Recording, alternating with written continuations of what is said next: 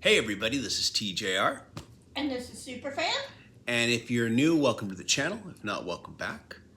And, you may have watched some of the videos where I've gone to like an estate sale or a yard sale and picked up some really, inexpensive vintage vinyl finds.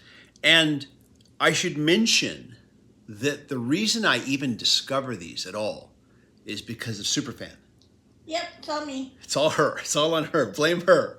But no, she finds these sales online and she'll look them up and she'll see if they're carrying records. And sometimes they have pictures of what they're carrying and she'll just let me know. And so, we'll go to these. And the other day, she called me. It was on the weekend. And she said, hey, I just found out about an estate sale. Do you want to go? I said, sure, we'll go. They're always in the neighborhood. And so we went there. It really felt more like a yard sale than an estate sale, wouldn't you say? Yeah. They called it an estate sale, but it really seemed like a yard sale. But they did have a lot of records. And we did get there late. And the two people who were running it said, yeah, you should have come earlier. We had a lot of stuff. And I'm thinking, well, we're here now. Thanks for rubbing it in our face, though. But we did find some records. And what was interesting about this was these records, a lot of them, when you look at them, they were in what looks like terrible shape. And yet, we took them home, I cleaned them. And when I say I cleaned them, I'm talking with a carbon fiber brush. I don't have an ultrasonic cleaner yet. I do plan to get one in the near future. But right now, just a carbon fiber brush. And we got these for roughly $0.25 a piece, maybe even a little bit less than that.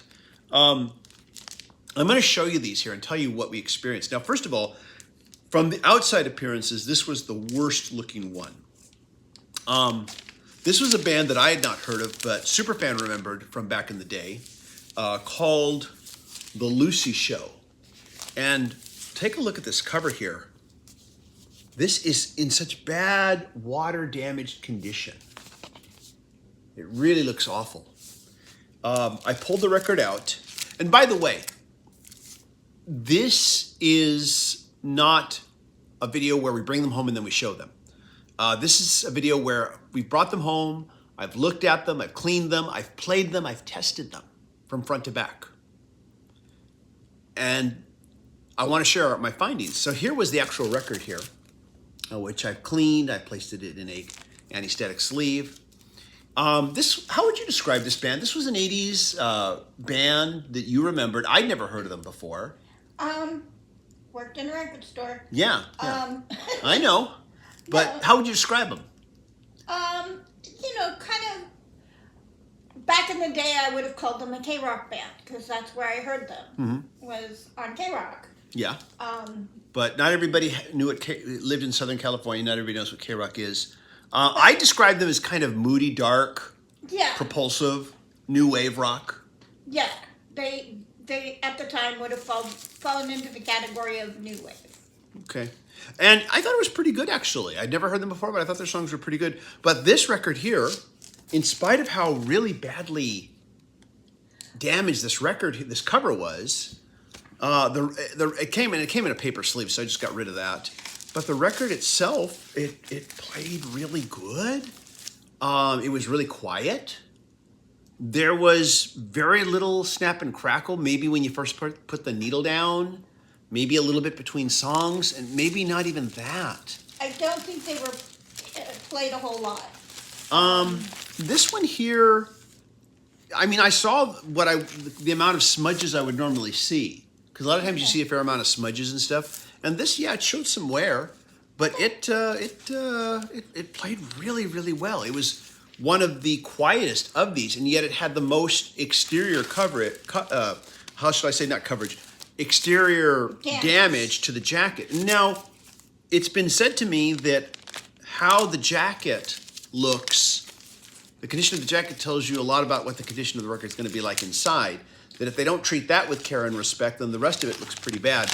I think this suffered like probably water damage in a garage wherever it was stored. Yeah. But in this situation, that was not the case. And I agree with that sentiment.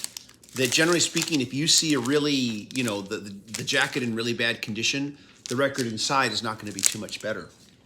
And that was a concern. Oh, yeah, it was a concern. But when you're paying $0.25, Exactly. what the heck? And I'll tell you here, these four, none of these are maybe what you might, none of these are what you would say like are, Premium, like like premium finds. Like there's no Pink Floyd or Led Zeppelin here, stuff that really draws high dollar amounts. But I'm sure you'll recognize all of these if you're from the same generation as me. The next one is Al Stewart, Year of the Cat. And I'll show you this one here. Jacket, definitely has a lot of staining. It's really raggedy here. Like, I kind of almost wondered if a rat chewed on this or something. Came with a really crummy paper sleeve. Here's the inside, the gatefold. And I knew this record for the hits. I've never really listened to it. And again, pulled out the record, cleaned it with a carbon fiber brush. It has a lot of smudging on it, what I would say, where you can see human hands have really pawed over it. Even like maybe some, not deep scratches, but slight scratches. And I've even learned that even slight scratches aren't necessarily bad. I played plenty of records that appear to have scratches that play just fine. And again, not as quiet as the other one, as the Lucy Show group, but aside from some snap and crackle when you first put the needle down and, in between the tracks, pretty much an enjoyable listening experience. Regardless of what you think about the songs themselves, a very enjoyable listening experience. And I'm still exploring this record to see what I think of the rest of it. I know the hits, On the Border, Year of the Cat, but I've never really gotten to know the album itself. But yeah, there we go. now you'll have the chance. Yeah, I'm going to do that. And the thing is, it's so weird. I, of course, subscribe to streaming, and I could pull this up on streaming anytime I wanted to. But there's just something about actually having a physical copy at home that makes me decide, hey, I need to listen to this. I have it now.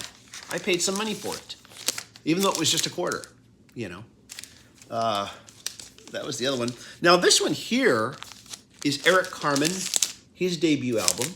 Again, I know this for the hits.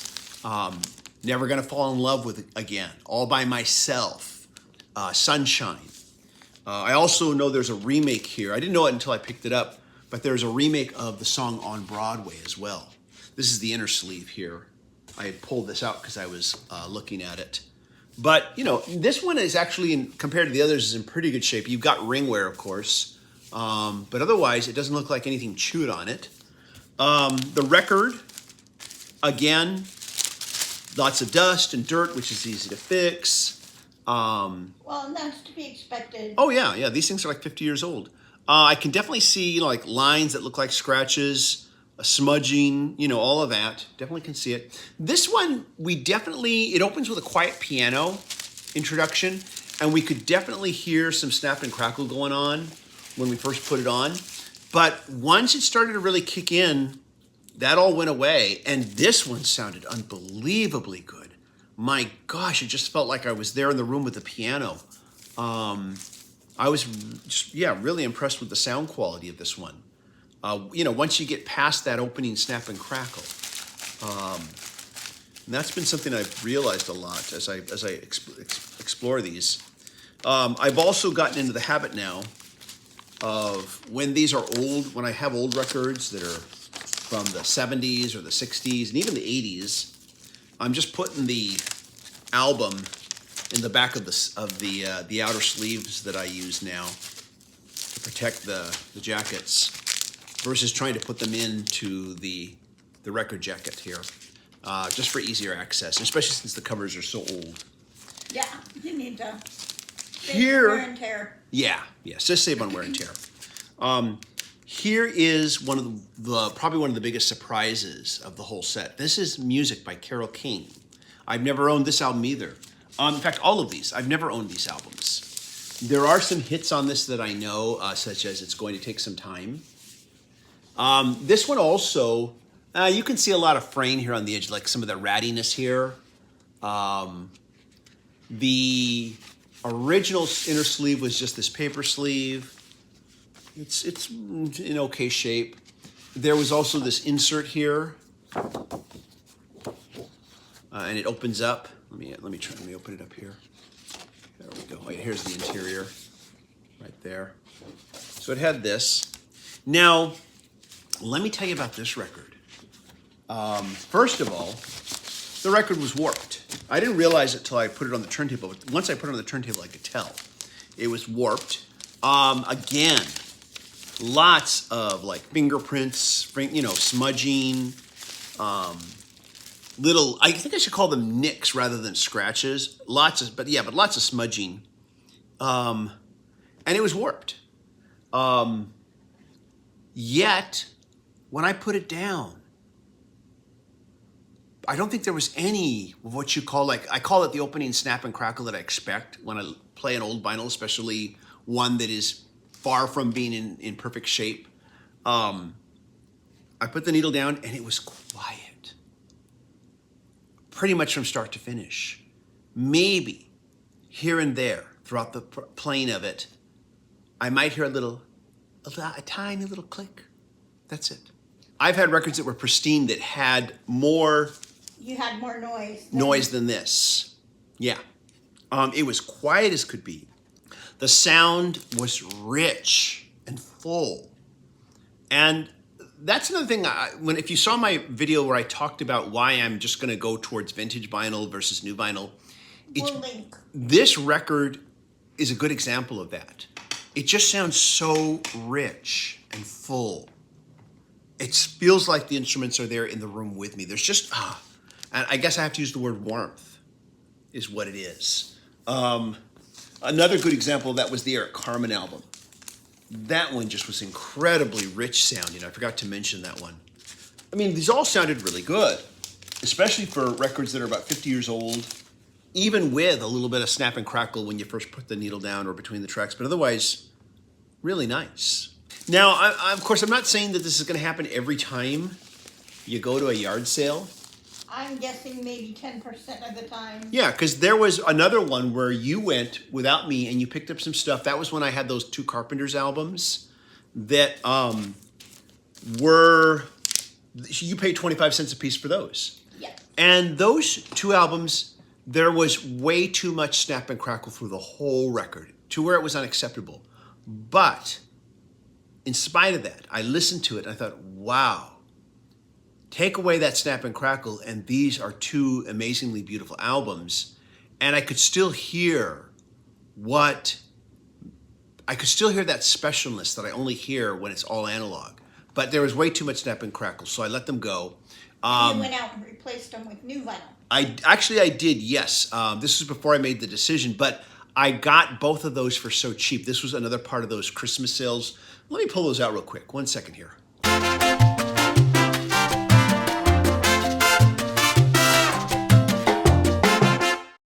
Okay, I'm back. These are the two albums right here. The Carpenters, and it's just called Carpenters, this one, and Close to You. And these were the two that she picked up for $25, and I thought they were beautiful sounding, but there was too much snap and crackle. It was not acceptable. But I thought they were beautiful in spite of it, but I knew that I didn't want to just keep listening to those. I had thought to myself, I'll keep my eye out for some vintage copies, better condition. And then I found these brand new online for so cheap. It was, again, part of those holiday sales that took place. I bought so much stuff during the holidays, I couldn't even begin to make the videos to say, here's what I picked up. But these were two of them. And these sounded great. They really did. And again, it's just because they were so cheap.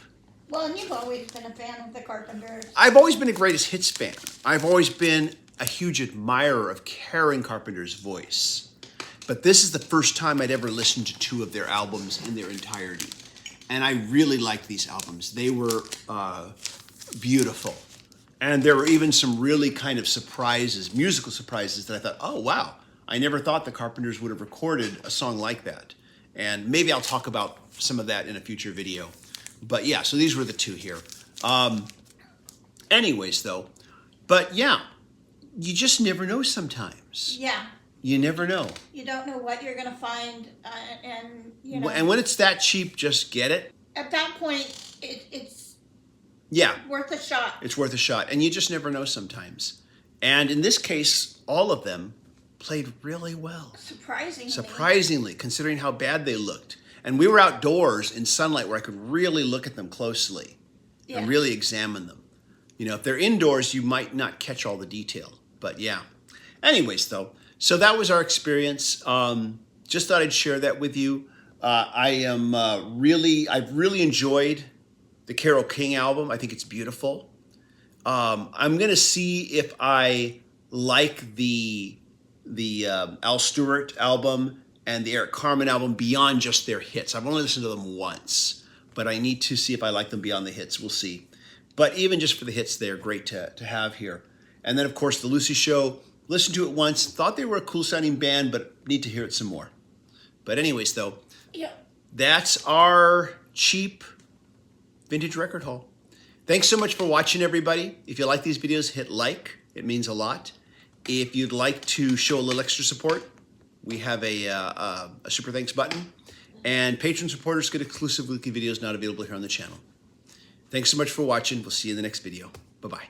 Bye.